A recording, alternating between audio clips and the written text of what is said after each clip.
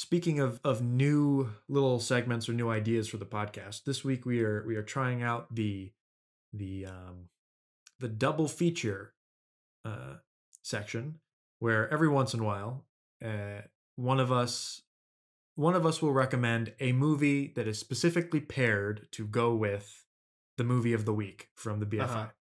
BFI. So this week, I saw that Yee was coming up, and I was like, "Hey, Chandler and I both bought Roma recently, and We Roma, did. I think, is a very interesting and similar movie for in many ways to Yee, and I thought it would be an Now, interesting this is what pairing. I'm curious about. Yes. So I thought, well, let's watch them together. Give Chandler and I an excuse to watch our Criterions and then talk about it. Also, we didn't have a second movie for this week, so Yeah. Well, because there's a very limited selection. yeah. I will happily let you know that The Loft has been doing online streaming of new movies, Oh, which is very cool. very nice. Yeah. Well, this year is going to be at the Oscars. It's going to be Sonic the Hedgehog versus Portrait of a Lady on Fire. Ah, that's a tight competition right That there. it's close. It's close. It's Very eager to see how that turns out. this is like a George Bush Al Gore kind of close. You know, people will decide. Yep. So, where shall we begin? Roma? Roma. Yeah, let's go for it. Because I'm curious to see how this. I'm curious as to why this connects with Yi. Interesting. So you I okay, didn't really let's see that concrete of a connection. okay. This is going to be interesting. Okay. Okay. Let me say this. Since we are doing a little bit differently and we have these two very specifically paired, Mm-hmm. feel free, and I will also feel free to jump around a little bit from back and forth. Mm-hmm. So not as strict like one and then the other, but we'll kind of keep to that format. Mm-hmm. But Roma, ¿Qué? ¿No me vas a hablar? No puedo, estoy muerto. Entonces resucita pues y ya nos vamos. No puedo, estoy muerto. Ah, bueno. shall you introduce it or shall I? I'll introduce it. It All right, is go for it. it is a Spanish language black and white film directed and written by Alfonso Cuarón and cinematography by Alfonso Cuarón. It tells the story of what is her name? I do Cleo? not remember her name. Cleo, yes. Cleo, the maid for a rich family during the height of civil unrest in Mexico in the late 60s, early 70s. And it's just a nice little film about her life and how it changes with the times. And yeah, it's a very loose narrative. Yeah, so you had seen, both of us have seen Roma before. Yes. I had seen it in theaters, you had not, I did not know. and you had mixed feelings, but overall positive feelings. Yeah.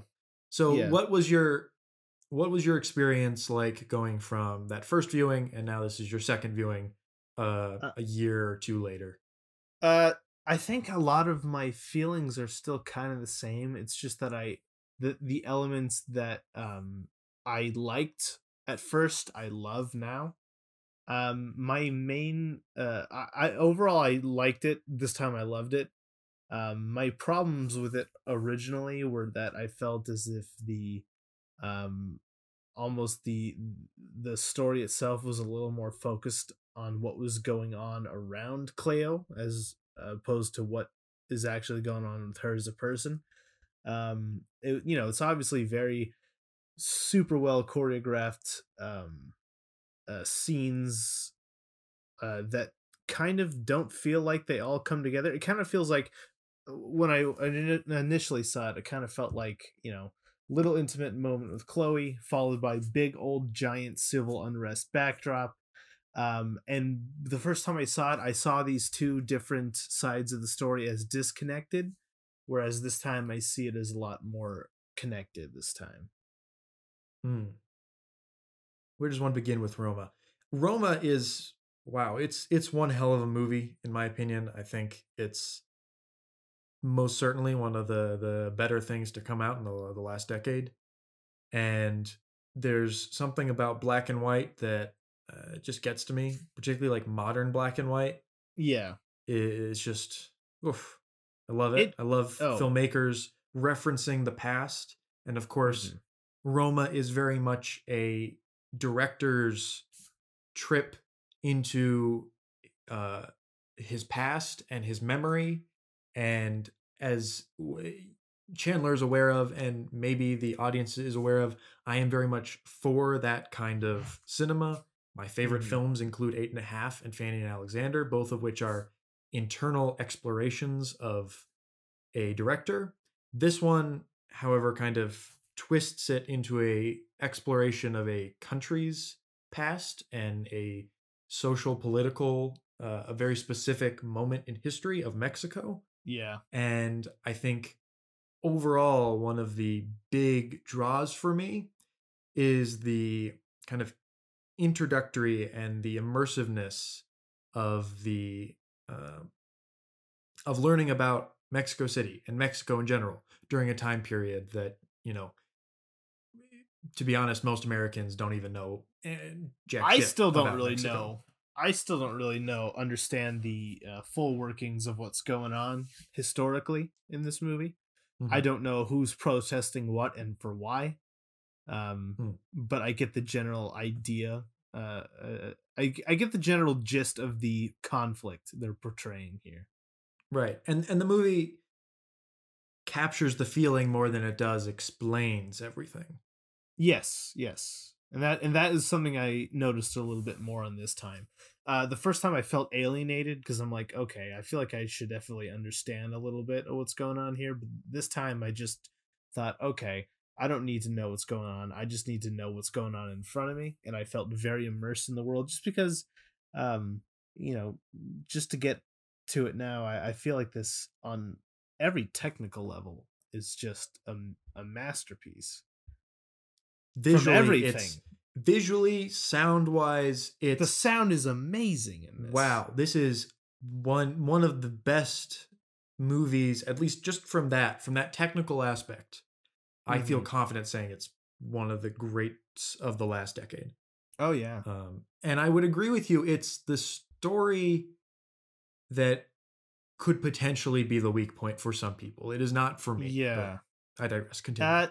Well, the major issue I had with the story, and this issue still persisted throughout this second viewing, is that I wasn't ever really sure what Cuarón thought of Cleo as a character. I felt at first she was sort of introduced as this um almost divine like figure that the movie is trying to praise. She is perfect. She's glorified in just about every way. And then as the movie goes on and we start to see a little bit more of her character face conflict, she becomes a lot more human and sympathetic, but still there are moments I feel of that sort of divineness that was present in the first half. And I still am not entirely sure that we get a full. It's a character based movie with not a whole lot of character. We see things happen to her, but I feel like until the very end, we don't really see how these things affect her. Well, yeah, I think you do see how they affect her. Not necessarily with everything, but Yeah. with some of the actions. The mother snaps at her a few times, and her reaction to her boyfriend just leaving her reaction to the baby dying. Yeah. There are moments of characterization, and she's certainly put up on a pedestal, but I wouldn't necessarily call it glorifying. I felt more of a tenderness, a fondness for this person, because it is from listening to Cuarón's uh, ideas and talks on the film. Mhm. The character is very much based on his own housekeeper when he was growing up. Yeah. And so the whole thing really is kind of baked in this nostalgia. Yeah. Because, even though you get the feeling for kind of these horrific events that are happening in Mexico Yeah. and some of the really darker parts of the story, the the baby dying and all that, there is this kind of sheen to it all. None of it's ever really graphic. Although sometimes I guess it is at some points. So there's obviously the great shot of when they're in the department store, right? And there's someone gets shot in that department store. You don't see it. So right, it's not desensitized, it's removed. But then they do go down on the streets and they pass by this woman who's just screaming for help and holding her whoever. And that's a bit more kind of in your face trauma, I suppose. And then the birthing scene is powerful, but it is. It's an interesting way of viewing the past, because I think in general, in broad brushstrokes, you could say that Cuarón isn't necessarily criticizing or really looking at anything from the past with any kind of objective angle. He's very much, the whole thing is framed from an extremely subjective point of view, which I think works really well for me. That's what connects mostly. Beyond Cleo, it's just the detail and the personality of the director coming through from behind the camera. Yeah. No, I'm again, the more technical aspects definitely blew me away this time. Specifically, just the insane amount of extras that are in this movie, and just how every scene there is like, it's almost like a completely different movie happening just in the background. Like, it's just Cleo and the grandmother are just shopping around, and then there's this huge revolution happening outside, and then Cleo goes to visit, and you can see these martial artists training or whatever, and there's a whole family drama happening in the house that she's working in. And I love that party scene, beautiful party scene when she Christmas, goes up. Oh yeah, wonderful party, wonderful. Yeah. But that's the thing, is that still, again, it's a little better this time, is that all I can see is that we see a character live through these events, but it's the events that I end up remembering more than the actual character. And it's kind of the way I feel about the movie, where Cuarón definitely I can definitely see the intention where he wanted to sort of tap into that memory of this person that he, definitely has a lot of respect for as housekeeper, but I feel like he gets a little more sidetracked with the memory around that person. And again, it's something that maybe it's just a testament to the person who plays Cleo's performance, because she is so wonderful in this movie. First time non-actor, and she just absolutely crushes it. And there's quite a few non-actors, especially with the kids. There's just a lot of subtleties. It's kind of, she's bearing the weight of the world on her, and you can only see through these little cracks in her face and her gestures. You can slowly start to see it affect her. And it's just something that I can understand how people can get a full character out of Cleo and understand her to a deeper level. It's just something that I don't necessarily I don't share that experience. But it's not a big enough deal for me to really for it to really affect my opinion of the movie. Sure. I think the point isn't that you're supposed to understand Cleo as a character more. I think she's more there as, in the very opening scenes, that she's hardworking and she's a very kind, tender person. And that endears you to her from the start. And from that point on, she is more of a kind of audience avatar to experience the world happening around her. I think very much the point is not a character study on her. Yeah, you're probably right. More as what is happening around her and the resilience of her character by the end of that. And one scene that in particular that I especially found mind-blowing this time, not necessarily from a technical standpoint, but it is the beach scene, the one that's featured on the cover. Oh, of course. I didn't realize just not just the the visual strength of that scene, the thematic strength, just to get into a little bit of a spoiler. Obviously, right before this happened, she had lost a child during birth, or in the hospital. And this scene, I don't know what it was, but it's the one that just affected me the most, because you can see, her confession, her sort of mental breakdown that she has after she saves this kid. I saw this whole beach scene as like a redemptive moment for her. Oh yeah. Because she obviously lost the child, and in return she saves the child, so that sort of, I don't want to say balances it out, but she feels a little more mentally at ease. But then you can see all this whole event just sort of like triggers this confession out of her, and I found that whole scene just, it was like watching a completely different movie at that point, in a good way, because the first time I saw it, I was like, oh, that was cute that she saved the kid, that was nice. And the movie just sort of ends. I'm like, oh, it's a weird way to end it. But now that I see the sort of thematic power that scene has, I'm like, okay, this is a perfect ending. Yeah, so I think you stated earlier that the family was part of the background. Yeah. And I think the family is very much a part of the foreground story, just maybe one layer removed from the utmost foreground of Cleo being our protagonist and who we're following. Yeah. I think, you have 3 layers to the story. You have Cleo, you have the family, and then you have the wider events happening around them. Mm-hmm. And the point of the film, I think, because I'm always someone who likes to look for arcs and changes in the movie, like what happens from the beginning to the end. And clearly you have this very subtle arc from Cleo that doesn't really even happen from the beginning to the end. It happens from the middle to the end, where, she loses her child and then reconciles that at the end. I think the real kind of arc throughout the film and the story that it's telling isn't so much about Cleo herself, but Cleo and her relationship to the family.